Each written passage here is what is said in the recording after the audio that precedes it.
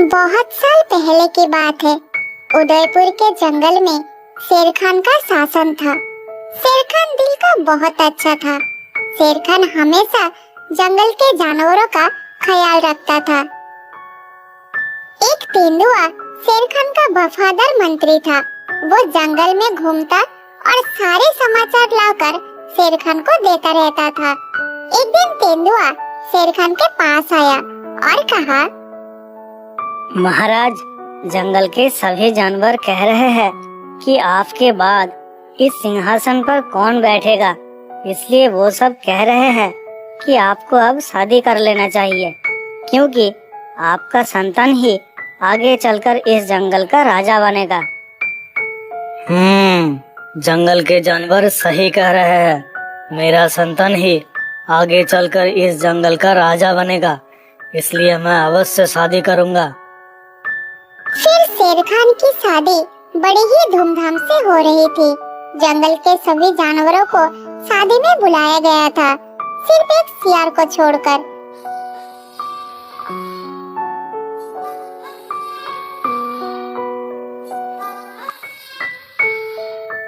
शादी में बहुत सारा खाने पीने का इंतजाम किया गया था। सभी जानवर पेट भर खाना खाकर बहुत खुश हो गए।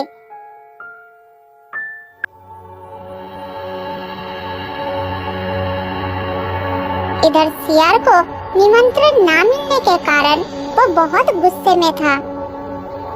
ये शेर तो बड़ा ही घमंडी निकला। उसने मुझे शादी में ना बुलाकर मेरा अपमान किया है। मैं इसका बदला अवश्य लूंगा। इस बात को लेकर सियार बड़ा ही नाराज था। वो मन ही मन सोचने लगा कि इसका बदला कैसे लिया जाए। कुछ देर सोचने के बाद वो एक तरकीब निकाली। हाँ, मिल गया उपाय। मैं भी शादी करूंगा। हाँ, मैं भी शादी करूंगा। बड़ी धूमधाम से शादी करूंगा मैं। और शादी में उस शेर खान को छोड़कर सभी को बुलाऊंगा। हाँ, यही ठीक रहेगा।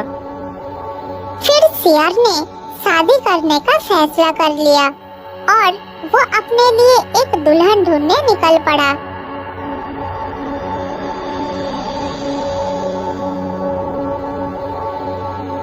शादी तो कर लूंगा, लेकिन किससे? शादी करने के लिए दुल्हन तो चाहिए। सियार खड़ा होकर सोच ही रहा था, तभी एक लोमड़ी वहाँ पर आती है।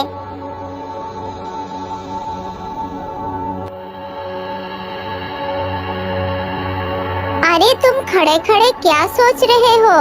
क्या कोई परेशानी है? मैं दुल्हन की तलाश करने जा रहा हूँ। मुझे शादी करनी है। अच्छा, तो महाशय शादी करने जा रहे हैं? वाह, अच्छी बात है। हाँ, मैं शादी करने जा रहा हूँ। मैं भी बहुत धूमधाम से शादी करूँगा। शादी की बात सुनकर लोमड़ी के मन में शादी की शहनाइयाँ बजने लगती है।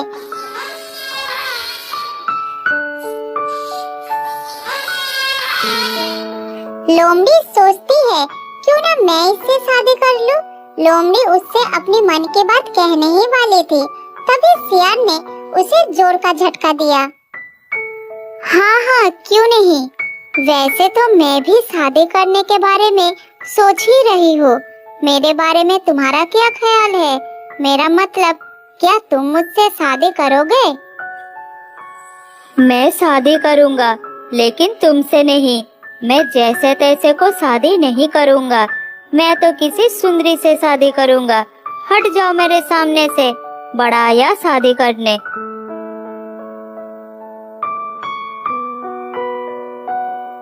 इतना कहकर वो आगे की ओर निकल जाता है। थोड़ा आगे जाने पर सियार को थोड़ी दूर पर बाघ और उसकी बेटी दिखाई देता है। उन्हें देखकर सियार सोचता है, अगर मैं इनकी बेटी से शादी कर लूं, तो मेरी समस्या ही दूर हो जाएगी। इनकी बेटी सुंदर भी है और ताकतवर भी। मुझे अभी उनके पास जाना होगा। ये सोचकर सियार उनके सामने जाता है।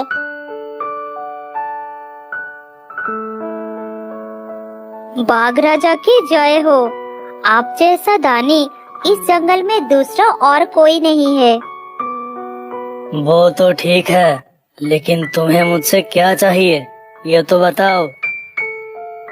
मैं आपके पास शादी का प्रस्ताव लेकर आया हूँ। आप मुझ पर दया कीजिए। ये तो बहुत अच्छा बात है, लेकिन किसकी शादी ये तो बताओ।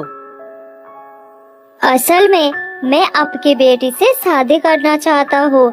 मुझे उससे प्यार हो गया है। हाँ, लेकिन तुम मेरी बेटी से क्यों शादी करना चाहते हो?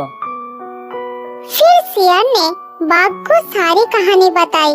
सब सुनकर बाघ ने कहा, अच्छा तो ये बात है, फिर तो तुम्हारा प्रस्ताव बहुत अच्छा है और इस जंगल में मेरी बेटी के लिए तुमसे अच्छा दूल्हा तो ढूंढने से भी नहीं मिलेगा।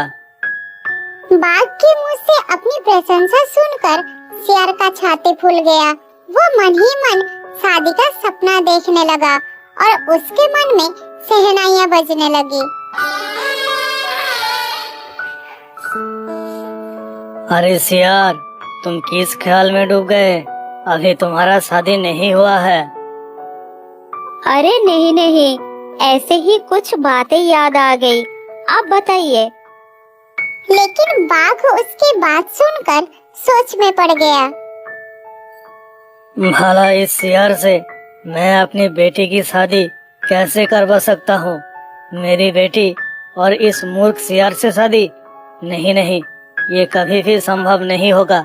किसी भी तरह इससे पीछा छुड़ाना ही होगा। बाघ इस सोच में पड़ गया कि आखिर इस मूर्ख सियार से छुटकारा पाए तो कैसे। फिर उसने सियार से कहा, अरे इस जंगल में मेरी बेटी से भी सुंदर एक दुल्हन है। तुम्हें उससे शादी करनी चाहिए। वही तुम जैसे बुद्धिमान का यज्ञ है। लेकिन कौन है वो जो मेरा यज्ञ है? अभी बताइए, मैं उससे मिलना चाहता हूँ। अरे वो मंगलू की बेटी, वो बहुत ही सुंदर है और बुद्धिमान भी। बुद्धि से बड़ी ताकत कुछ नहीं हो सकती। तुम दोनों की जोड़ी बहुत अच्छी रहेगी। अच्छा, कहाँ रहता है वो मंगलू? आप उनके घर का रास्ता बताइए। हाँ, अभी जाओ और उसके पास अपनी शादी का प्रस्ताव रखो। सामने ही उसका घर है, एकदम सीधा चले जाओ। फिर सियार मंगलू के पास पहुंचा और उसे भी पूरी कहानी बताई।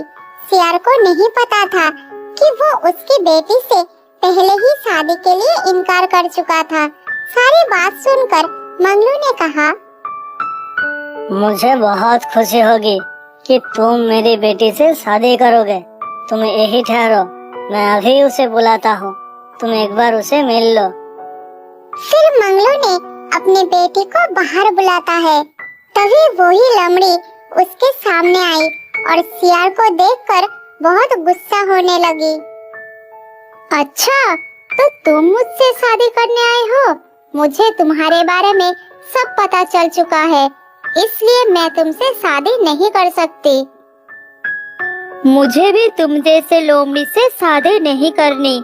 मैं तो ये सोच भी नहीं सकता कि मैं तुम्हारे साथ जीवन बिताऊं। अच्छा, अभी रचाती हूँ तुम्हारी शादी। आज मुझे मौका मिला है, मैं तुम्हें पीट पीट कर इस जंगल से भगा दूंगी। ये कहकर लोमड़ी सियार को पीटने के लिए आगे जा ही रही थी। तभी मंगलू उसे रोक लेता है और सियार कहता है, मुझे भी तुम्हारे बारे में सब कुछ पता चल चुका है। अब मैं तुमसे ही शादी करूंगा, किसी और से मैं बिल्कुल शादी नहीं करूंगा। तुम मेरे पति होने के लायक नहीं हो, मैं तुमसे शादी नहीं करूंगी, समझे? हाँ, मुझ में ऐसी क्या कमी है जो मुझसे शादी नहीं करना चाहती हो? तुम निहत्ती बुद्धू हो और मैं किसी बुद्धू से शादी नहीं कर सकती हूँ। तुमने मुझसे बुद्धू कही, लेकिन मैंने ऐसा क्या किया है जो तुम मुझे बुद्धू कह रही हो? क्या है बताओ। राजा ने तुमसे शादी में नहीं बुलाया, तो ऐसा क्यों सोच लिया कि उसने तुम्हारा अपमान किया है? बताओ, ऐसा क्यों सोचा तुमने?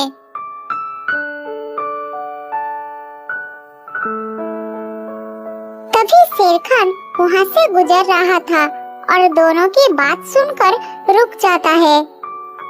अरे, ये तो कोई मेरे बारे में बात कर रहा है। जरा छुप कर सुनता हूँ कि कौन मेरे खिलाफ साजिश रच रहा है। शेर खान ने जानबूझकर मुझे शादी में नहीं बुलाया, इसलिए मुझे गुस्सा आ गया। अरे वो राजा है, भूल हो गई होगी, लेकिन तुम्हें इतनी गुस्सा करने की क्या जरूरत है? तुम तो शांति से भी बात कर सकते हो। लेकिन ऐसा कैसे हो सकता है? जंगल में सभी को बुलाया, बस मुझे ही भूल गया। हाँ, गलती सबसे हो सकती है। राजा है वो, उनका बहुत काम है। इस तरह दोनों के बीच इस बात को लेकर झगड़ा हो जाती है। अब तो मैं तुमसे कभी शादी नहीं करूंगी, तुम यहाँ से चले जाओ। अरे अरे अरे, क्या कर रहे हो तुम दोनों? अब तो रुको। अरे, दोनों मेरे कारण आपस में झगड़ रहे हैं। मुझे उनके बीच जाकर उन्हें रोकना चाहिए। वैसे भी गलती मेरी ही है। शेर खान सियार और लोमड़ी के बीच पहुंच जाता है। शेर खान को देखकर दोनों चौंक जाते हैं। अरे, तुम दोनों क्यों झगड़ रहे हो? क्या हुआ है बताओ। नहीं नहीं, ऐसा कुछ नहीं महाराज, ऐसे ही हम दोनों बात कर रहे थे। लेकिन मैंने सब कुछ सुन लिया है। गलती मेरी ही थी, मुझे माफ कर दो। मैं अपनी शादी में तुम्हें आमंत्रित करना भूल गया था। ओ, ये बात है। मैं तो सोच रहा था कि आप जानबूझकर मुझे नहीं बुलाया। नहीं नहीं, ऐसा नहीं है। मैं सचमुच भूल गया था, इसलिए माफी चाहता हूँ। महाराज, मुझे भी अपनी गलती का एहसास हो गया। मैंने आपके बारे में गलत सोच रहा था, इसलिए गुस्सा होकर लोमड़ी के ओर से आई शादी का प्रस्ताव भी ठुकरा दिया। इसका मुझे बहुत अफसोस है। अभी भी तुम दोनों के मन में कोई संदेह तो नहीं है ना? अगर है तो बताओ। नहीं महाराज, मेरे मन में कोई संदेह नहीं है। मेरे मन में भी कोई संदेह नहीं है महाराज। बहुत अच्छा, तो आज मैं तुम दोनों की शादी करवाऊंगा और मैं अपनी तरफ से पूरे जंगल के जानवरों को बुलाऊंगा और बढ़िया दावत दूंगा। क्या तुम दोनों एक दूसरे को शादी करने के लिए तैयार हो? हाँ हाँ महाराज, मैं बिल्कुल तैयार हूँ। शादी तो मैं इससे ही करूँगा। हाँ महाराज, मैं भी शादी करने के लिए तैयार हूँ। ठीक है, आज शाम को ही मैं तुम दोनों की शादी करवाऊंगा। अब मैं तुम्हारी शादी की आयोजन करने जा रहा हूँ और जंगल के सभी जानवरों को खबर भेज रहा हूँ। तुम दोनों सही समय पर हाजिर हो जाना।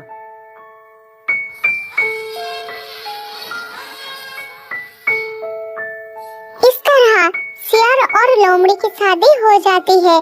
शेर खान और जंगल के सभी जानवर खुशी से झूम उठते हैं। बहुत साल पहले की बात है। राजनगर के जंगल में शेर खान का शासन था। शेर खान काफी बूढ़ा हो चुका था। अब वो शिकार नहीं कर पाता था।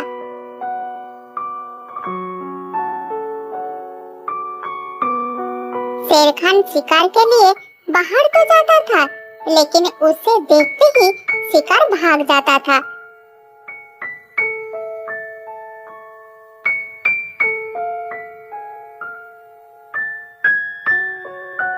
इस वजह से कभी-कभी उसे पूरे दिन भूखा रहना पड़ता था।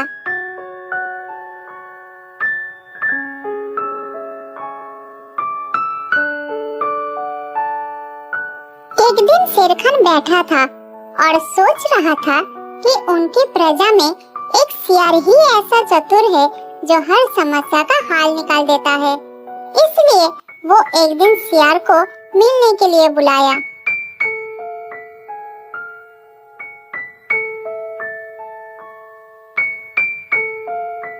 महाराज, आपने मुझे जल्दी जल्दी बुलाया है।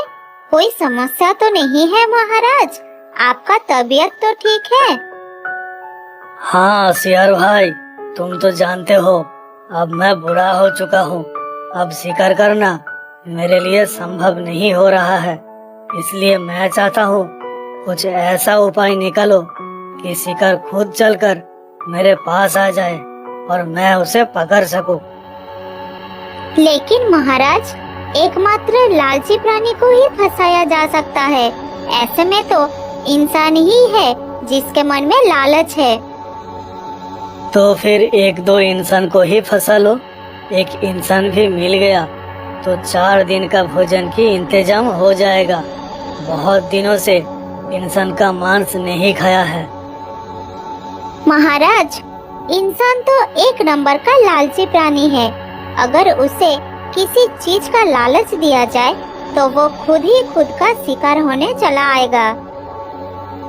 मगर उसे लालच दे किस चीज का? मुझे लगता है उसे किसी ऐसी चीज का लालच दिखाना होगा जो उसे बहुत पसंद हो। महाराज, ये देखिए, मेरे पास एक चमकदार चीज है, गौर से देखिए। लेकिन ये क्या है? इंसान इसे देखकर क्यों आएगा? क्या है इसमें? पता नहीं महाराज, पर कुछ दिन पहले मैंने 2 इंसान को इसके लिए लड़ते हुए देखा था। लड़ते लड़ते जब उनके हाथ से ये गिर गया तब मैं उठाकर भाग गया था। इसका मतलब अगर इस चीज को किसी इंसान को दिखाएंगे तो वो पक्का हमारे शिकार बन जाएगा। इसका मतलब ये कोई महंगी चीज है। ठीक है, चलो इंसानों की बस्ती की तरफ। इतने घने जंगल में तो इंसान नहीं आएगा।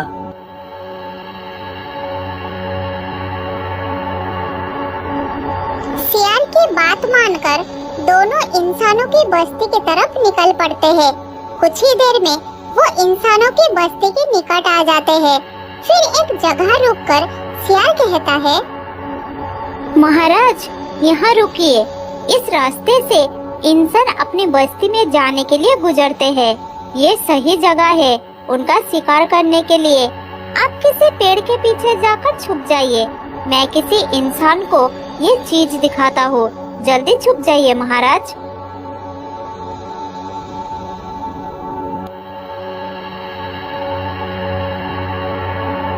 फिर शेर खान एक पेड़ के पीछे झाड़ियों में जाकर छुप जाता है। तभी उस रास्ते से एक इंसान गुजर रहा था। तब सियार उससे पूछता है, नमस्कार भैया, कैसे हैं आप?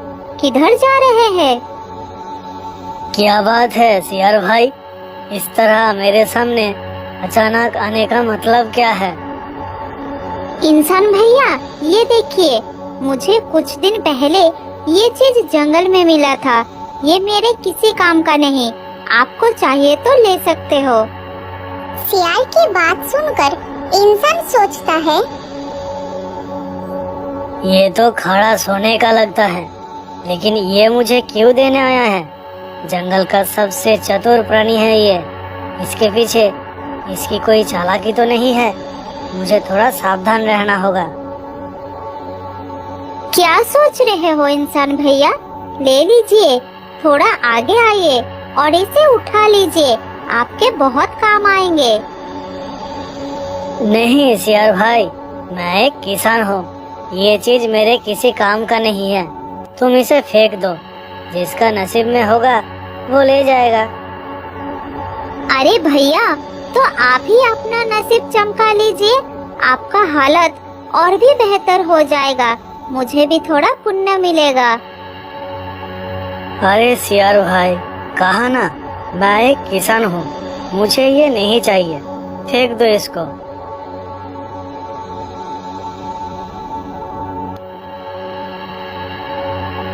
ये कहकर इंसान वहाँ से चला गया। इधर शेर खान झाड़ियों से निकलकर सियार के सामने आया।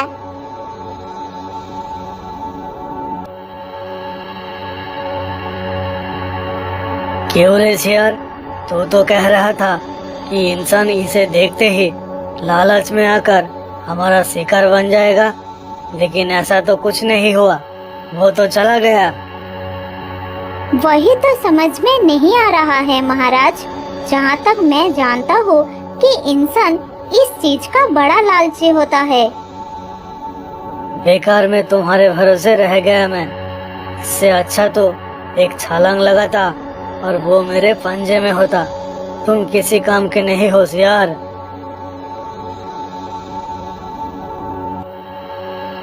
इधर इंसान थोड़ी दूर जाकर वापस आ रहा था। उसे वापस आते देखकर शेर खान कहा, अरे ये इंसान वापस क्यों आ रहा है? शायद वो तुम्हारे पास ही आ रहा है। पता नहीं, जल्दी छुप जाइए महाराज, नहीं तो वो हमें देख लेंगे।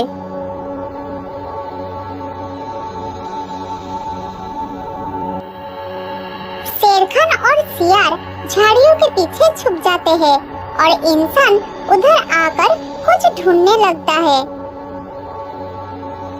सियार से कहा था फेंक दो, जिसके नसीब में होगा ले जाएगा। कमबख्त ने फेंका ही नहीं। काश मैंने तभी ले लिया होता। ठीक है, देखता हूँ कहीं आगे तो नहीं फेंका है। मुझे अच्छी तरह से ढूंढना होगा। महाराज, ये चीज हमें यही फेंक देनी चाहिए, फिर देखिए असली मजा। ये तुम क्या कह रहे हो सियार? फिर हम शिकार कैसे फंसाएंगे? ऐसी चीज हमारे पास तो एक ही है। बस आप देखते जाइए आगे आगे होता है क्या। एक बार तो देख ही लिया, कुछ नहीं मिला। इस बार भी वैसा ही होगा। थोड़ा धैर्य रखिए महाराज। इंसानों में एक कहावत है कि धैर्य का फल मीठा होता है। आप सिर्फ शांत होकर बैठिए। इंसान ने उस कंगन को इधर से उधर ढूंढ रहा था। कमबख्त ने फेंका होता तो सोने का कंगन यही कहीं होता। मतलब वो लेकर चला गया है।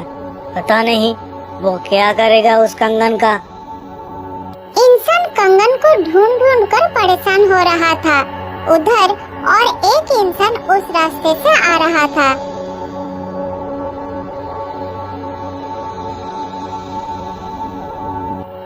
अरे रामू काका, इतने परेशान होकर क्या ढूंढ रहे हो? कुछ खो गया है क्या?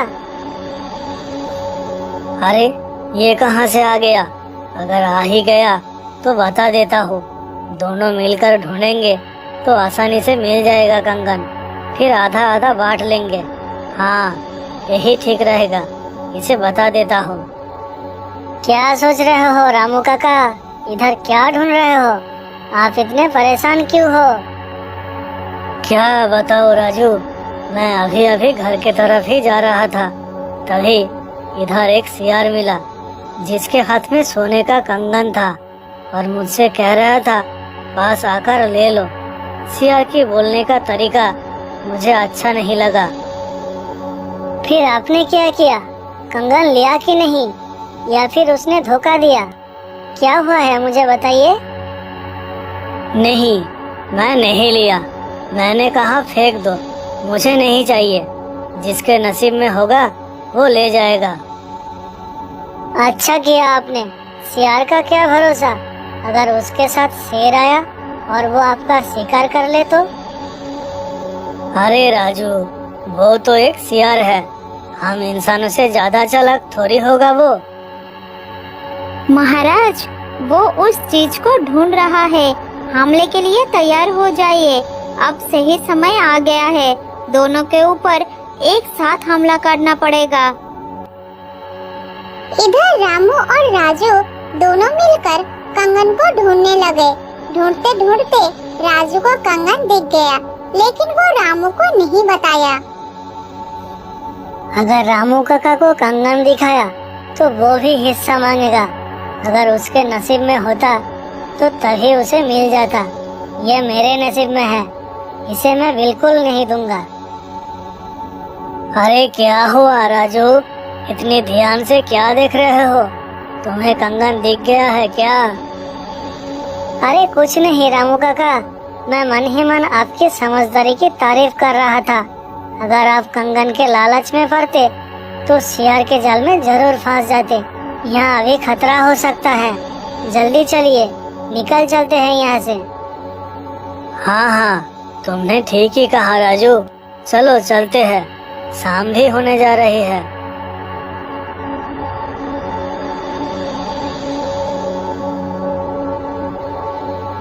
ये कहकर वो दोनों वहाँ से चले जाते हैं।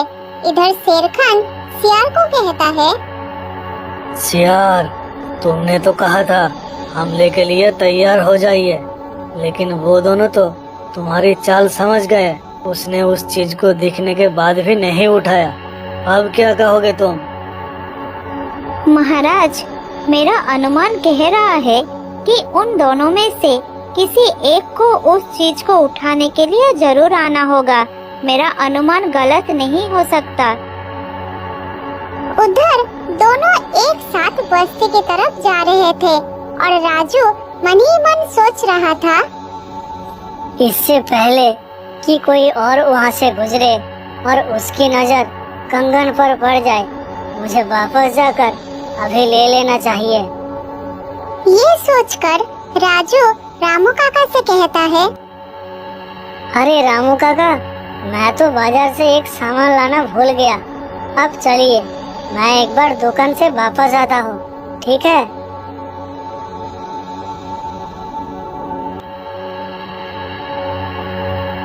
ये कहकर राजू वापस चला गया और रामू ने सोचने लगा, अचानक इसे दुकान क्यों वापस जाना पड़ा?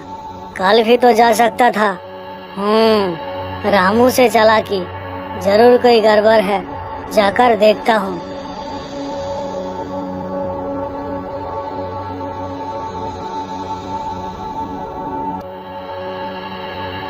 इधर शेर खान सियार को गुस्से से कह रहा था, सियार, तुम्हारा अनुमान फेल हो गया है। इससे अच्छा होता अगर जंगल में ही कुछ छोटा मोटा खरगोश खा लेता। चलो वापस चलते हैं जंगल में। तभी सियार ने दूर से राजू को आते हुए देख लिया।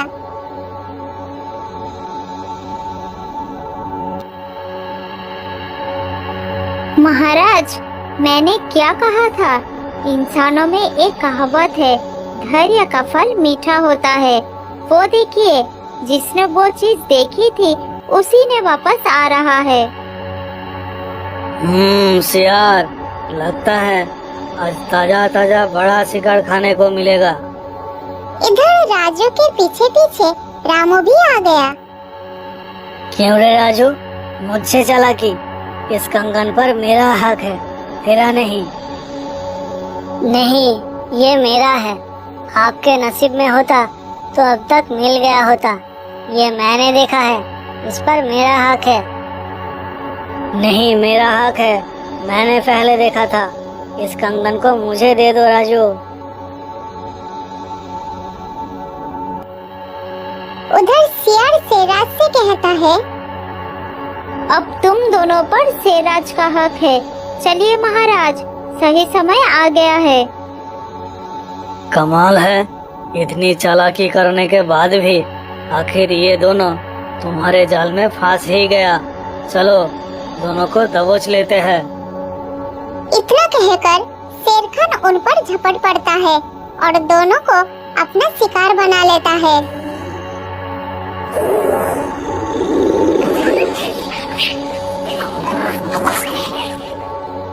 इसलिए कहा जाता है कि कभी भी लालच नहीं करना चाहिए।